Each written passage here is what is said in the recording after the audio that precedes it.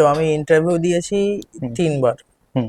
2014-তে first primary interview. Primary interview দিয়েছিলাম, pass করেছিলাম। আমডাঙ্গা স্কুলে আমার সিট পড়েছিল লিখিত পরীক্ষা হুম। টেটে। হুম।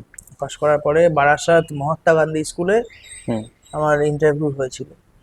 তো আচ্ছা। সে বছরে প্রথম, এবং সে বছরে ডিএলএড বিএড এরকম কোনো আলাদা ব্যাপার ছিল না। আচ্ছা। তো জাস্ট গ্র্যাজুয়েশন যোগ্যতাতেই গেছিলাম। হুম। ফার্স্ট আমাকে কোয়েশ্চেন করেছিল বাড়ি কোথায়, ঠিকানাটা ঠিক করে বলো, এইগুলো হুম। জিজ্ঞেস করলো।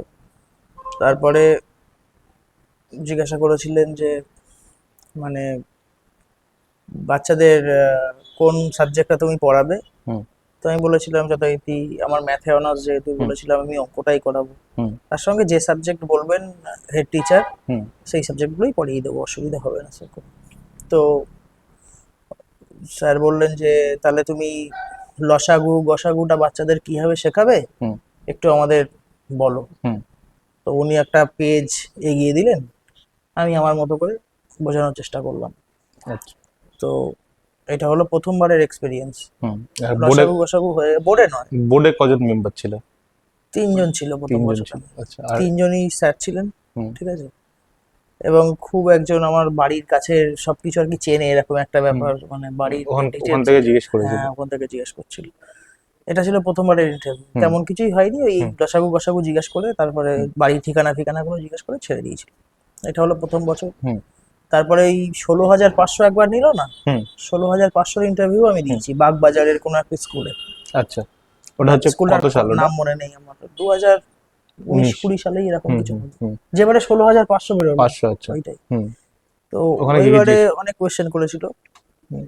ওবারে ফার্স্টেই যখন গেলাম, স্বাভাবিক সবাই নাম টামগুলো জিজ্ঞাসাই করে, রোল হুম। নাম্বারটা লিখতে বললো, কিছু একটা করতে বললো, ফর্মালিটিস যেগুলো মেনটেন করলাম। হুম। তারপরে উনি ফার্স্ট জিজ্ঞাসা করলেন যে শূন্যের ধারণা দিতে বললেন, হুম। জাস্ট বোঝাতে বললেন শূন্যের ধারণা। কয়েকটা ডট দিয়ে হুম। লাইন বোঝাতে বললেন।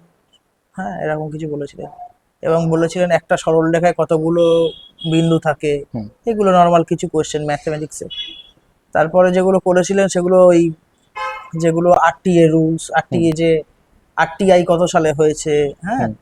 তারপরে কোঠারি কমিশন, বিভিন্ন হুম। ধরনের কমিশন আছে। হুম। বিএডএড বা ডিএলএড যারা পড়েছে তাদের হুম। ওই ডিএলএড এর বিষয় যেগুলো আছে সেই বিষয়গুলো ভালো করে পড়তে হবে। আচ্ছা। এবং যে সাবজেক্টে যে অনার্স বা গ্র্যাজুয়েশন করেছে হুম। পাশেই হোক, সেই সাবজেক্টগুলো একটু জেনে যেতে হবে, কারণ ওখানে অনেক রকম স্যারেরাই থাকেন, তো হুম। জিজ্ঞাসা করতে পারে। আচ্ছা। কারেন্ট অ্যাফেয়ার্সের তেমন কোনো কোয়েশ্চেন আসে না। হুম।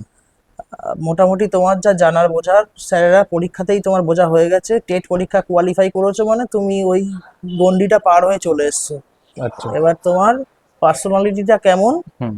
এবং মানে তুমি বাচ্চাদের সাথে কেমন ভাবে ফেস করবে, সেটাই স্যারেরা একটু দেখে নিতে চান। হুম।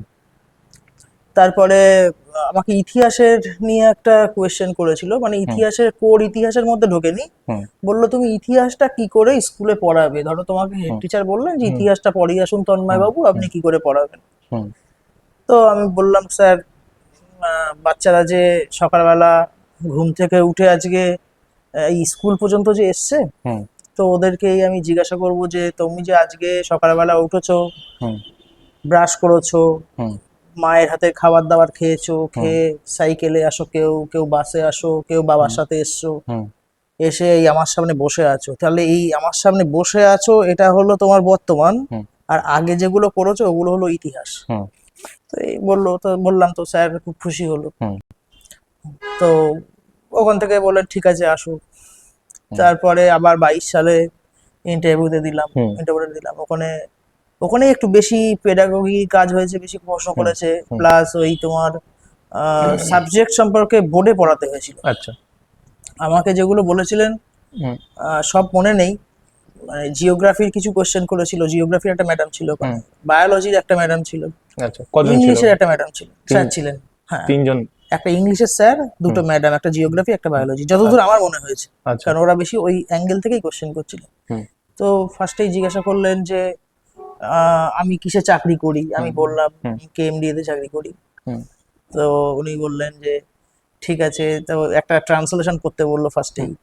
যে তুমি কেএমডিএ তে 4 বছর তখন চাকরি আমাদের হয়েছে, হুম। তাই না, 19। আচ্ছা।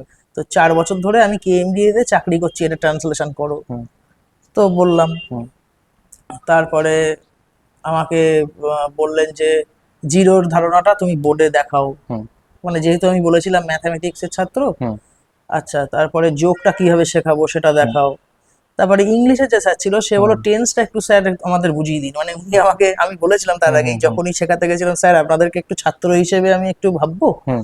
তাহলে সুবিধা হয়। বলে হ্যাঁ। তো সেই হিসেবে টেন্সটাও একটু বোঝালাম। হুম। বোঝানোর পরে স্যাররা খুব মানে ভালো, ফিডব্যাকটা আমি ভালো পেয়েছিলাম। আচ্ছা। তো তারপরে হয়ে গেল আস্তে আস্তে সব কমপ্লিট। আর কিছু পেডাগোগি কোয়েশ্চেন করেছিলেন, আমার সঠিক মনে নেই এই মুহূর্তে। হুম। হ্যাঁ। 2025-এ যে ইন্টারভিউ হচ্ছে, হ্যাঁ এখন তো 25-এ শুরু হয়েছে, 26 পড়ে যাবে। হুম। তো ছাত্রদের কি কি উপদেশ দেবেন, মানে কোন কোন বিষয়গুলো দেখে যাওয়া উচিত ভালোভাবে? ছাত্রদের নিজের সাবজেক্টটা আগে, সবার আগে জানতে হবে। হুম। বেসিক কিছু জিনিস যেগুলো নিজের সাবজেক্টের থেকে, সেগুলো তো করে যেতেই হবে। হুম। প্লাস পেডাগগির কোয়েশ্চেন প্রচুর পরিমাণে আসে আপনার ক্লাসে। ধরুন একটা ছাত্র খুব হুম। মানে ডিস্টার্ব করছে বা নিজেদের মধ্যে মারপিট করছে, আপনি কি করবেন, এই ধরনের কোয়েশ্চেন। হুম। বা পড়া করে আসেনি, কি করবেন, প্রতিদিন বলেন তবুও পড়া করে না, হুম। তা কি করবেন, এই ধরনের কোশ্চেন গুলো দেখে যেতে মানে হবে। সিচুয়েশন বেসড হ্যাঁ, কোশ্চেন। সিচুয়েশন বেসড কোশ্চেন দেয়, প্রচুর পরিমাণে জিজ্ঞেস করে। আচ্ছা। প্লাস যে সমস্ত ওই যে জিনিসগুলো আমি বললাম, যে এই কমিশন, এই হুম। বিবেকানন্দের উক্তি কি আছে শিক্ষা সম্পর্কে, এইগুলো। আচ্ছা আচ্ছা, মানে বিভিন্ন এডুকেশন প্লাস ফিল্ডে যারা মোটামুটি বিভিন্ন রকম কিছু বলেছে তাদের। হ্যাঁ হ্যাঁ হ্যাঁ, প্লাস আপনার যে এরিয়ার বিডিও, এসডিও, হুম। ডিএম যারা আছে সেগুলো সম্পর্কে জেনে যেতে হবে। জিওগ্রাফিটা জেনে যেতে হবে নিজের এলাকার। আচ্ছা। হ্যাঁ। প্লাস পাশ দিয়ে যদি কোনো নদী থাকে সেগুলো হুম। জানতে হবে। হুম। কোন কোন বড় বেড়াতে যাওয়ার কেন্দ্র, মানে পর্যটন কেন্দ্র আছে আপনার আশেপাশে, সেগুলো জানতে হবে। স্টেটের জানতে হবে, মন্ত্রীদের নাম জানতে হবে। শিক্ষা দপ্তর সম্পর্কে ভালো জ্ঞান থাকতে হবে। আচ্ছা। এইগুলোই, রাইট টু অ্যাক্ট যেগুলো আছে। হুম। এনসিইআরটি ফুল ফর্মটা আমায় জিজ্ঞাসা করেছিল, মনে পড়ছে। আচ্ছা। হ্যাঁ। সিলেবাস আর সিলেবি এর মধ্যে ডিফারেন্স কি, এটাও জিজ্ঞেস হুম। করেছিল।